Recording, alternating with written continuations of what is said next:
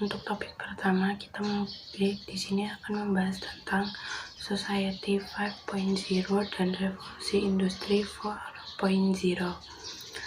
Manusia tidak dapat lepas dari teknologi dalam konsep kebudayaan. Teknologi bahkan masuk di dalam salah satu bagian dari 7 unsur kebudayaan. Menurut Paul Whitford, teknologi adalah ilmu terapan yang telah dikembangkan lebih lanjut dan memiliki perangkat keras dan perangkat lunak yang merupakan manifestasi kekuasaan terhadap alam, manusia, dan kebudayaannya. Teknologi pada hakikatnya meliputi paling sedikit 7 unsur, yaitu alat-alat produktif, senjata, wadah, makanan dan minuman, pakaian dan perhiasan, tempat berlindung dan perumahan, serta alat-alat transportasi. Memasuki abad ke-21, kita memasuki revolusi industri 4.0 dan masyarakat 5.0. Apa itu revolusi industri 4.0? Jadi revolusi industri 4.0 adalah upaya yang memungkinkan pelaku industri membiarkan komputer saling terhubung dengan dan berkomunikasi satu sama lain, dan akhirnya membuat keputusan tanpa melibatkan keterlibatan manusia. Kombinasi antara fisik dan cyber, Internet of Things dan Internet of System yang sekaligus membuat revolusi industri generasi keempat mungkin terjadi. Contoh revolusi industri 4.0 yaitu satu, adanya e-commerce, yang kedua yaitu adanya agensi digital marketing, dan yang ketiga yaitu adanya agregator layanan. Yang selanjutnya yaitu apa itu Society 5.0. Society 5.0 merupakan sebuah konsep yang mendefinisikan bahwa teknologi dan manusia akan hidup berdampingan dalam rangka meningkatkan kualitas taraf hidup manusia secara berkelanjutan. Yang selanjutnya yaitu ada kerangka keterampilan abad ke-21. Untuk subjek inti dan tema dalam abad 21 yaitu untuk subjek intinya ada bahasa atau membaca, ada bahasa internasional, seni, geografi, sejarah, matematika, sains, dan kewarganegaraan. Dan untuk temanya ada kesadaran global, literasi tentang keuangan, ekonomi, bisnis, dan kewirausahaan. Yang keempat ada literasi kewarganegaraan, dan yang keempat ada literasi kesehatan. Untuk subjek inti dan tema dalam abad 21 ada mencakup keterampilan untuk kecakapan hidup dan karir, yang kedua kecakapan belajar dan inovasi, yang ketiga ada kecakapan informasi, media, dan teknologi. Bisa dilihat pada gambar berikut. Nah, untuk yang selanjutnya, topik 2 yaitu dampak dari adanya teknologi. Teknologi sendiri memiliki dampak negatif dan positif. Yang pertama yaitu dampak positif. Untuk teknologi terdapat 5 dampak positif kompetensi dari literasi digital, yaitu 1. Kemampuan menggunakan teks alat teknologi untuk mengakses informasi dan hiburan. Yang kedua, kecakapan dalam berpikir kritis, menganalisis, dan mengevaluasi data. Yang ketiga, mampu mengkomposisikan pesan dalam praktik yang kreatif. Yang keempat, kemampuan untuk berefleksi dan berpikir etis, serta yang kelima yaitu berpartisipasi aktif dalam aksi sosial baik secara individual maupun melalui usaha kolaborasi dengan berbagai pihak. Nah, yang selanjutnya yaitu ada dampak negatif. Untuk dampak negatif yang pertama yaitu rentan terhadap serangan cyber, karena proses produksi menggunakan mesin teknologi sangat penting memiliki keamanan.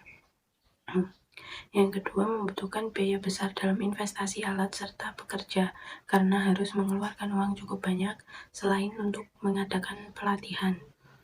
Yang ketiga yaitu urbanisasi, yang digunakan karena meningkatnya jumlah populasi masyarakat yang ada di kota besar dan berdampak untuk lingkungan karena adanya polusi, limbah, serta hal yang negatif yang lainnya. Untuk selanjutnya yaitu topik 3, ada Big Data dan IoT. Apa itu Big Data? Big Data adalah istilah yang diberikan pada kumpulan data yang berukuran sangat besar dan kompleks, sehingga tidak memungkinkan untuk diproses menggunakan perangkat pengelola database konvensional ataupun aplikasi pemroses data yang lainnya.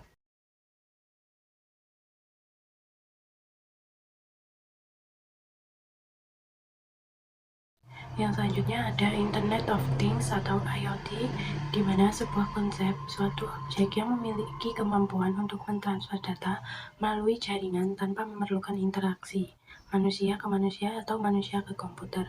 IoT telah berkembang dari konvergensi teknologi nirkabel, microelectromechanical system atau MEMS, dan internet. Konsep IoT sebenarnya cukup sederhana dengan cara kerja mengacu pada 3 elemen utama pada arsitektur IoT, yaitu adanya barang fisik yang dilengkapi dengan modul IoT, perangkat koneksi ke internet seperti modem dan router wireless PD seperti di rumah. Yang ketiga, cloud data center, tempat untuk menyimpan aplikasi beserta database. Untuk selanjutnya ada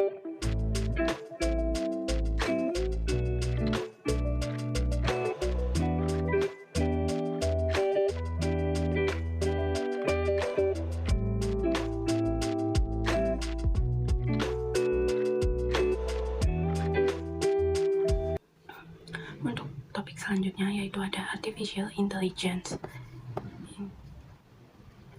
Definisi AI menurut John McCarthy tahun 1956, AI adalah untuk mengetahui dan memodelkan proses-proses berpikir manusia dan mendesain mesin agar dapat menirukan perilaku manusia.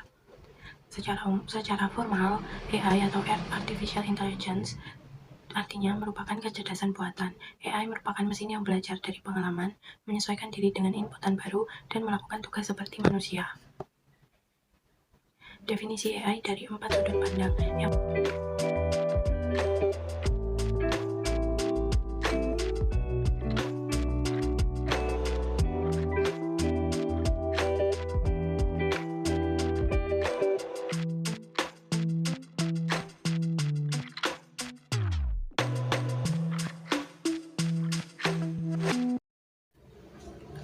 Untuk topik selanjutnya yaitu ada konsep dan pemanfaatan e-commerce.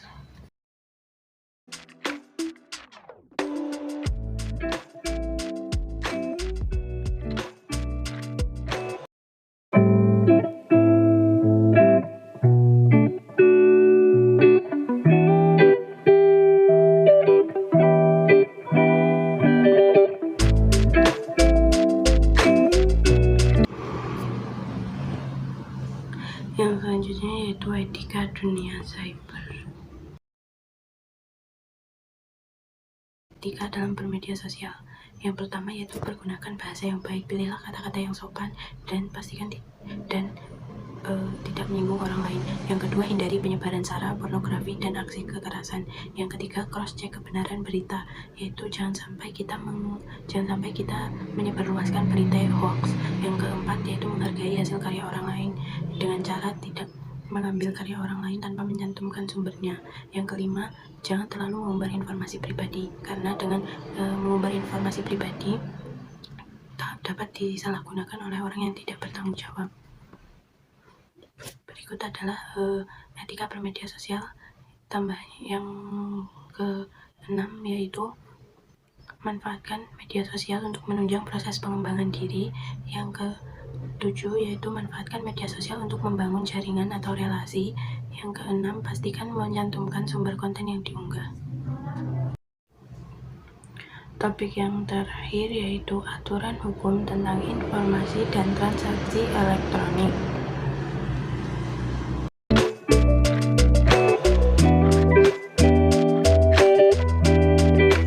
Memiliki dampak negatif dan dampak positif.